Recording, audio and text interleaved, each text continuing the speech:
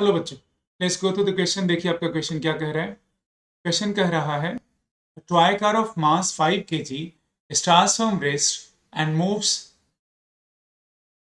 up a ramp under the influence of the force F.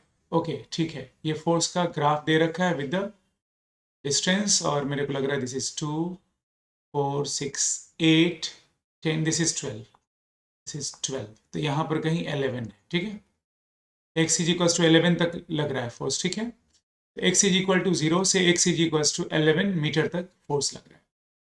ठीक है, F is applied in the direction of velocity plotted against the displacement x. The maximum height attained is given by. तो assuming ये height y maximum हमें बताना है, we can use work energy theorem बच्चों, बहुत आसानी से सॉल्व हो जाएगा ये। तो according to work energy theorem, work done by all forces from a given frame of reference is equals to change in kinetic energy from same frame of reference, kinetic energy final minus kinetic energy initial। तो work done by all forces में mg का work done जो होगा वो यहाँ से यहाँ तक होगा, वो पाथ इंडिपेंडेंट होगा, that will be minus mgh minus mg y, that is y maximum, and work done by this force is the area under the graph.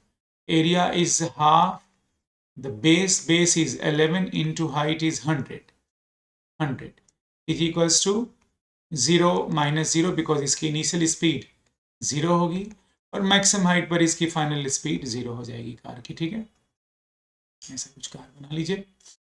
तो we have y is equal to 11 50 into 11 550 upon mg because हमें y का value चाहिए।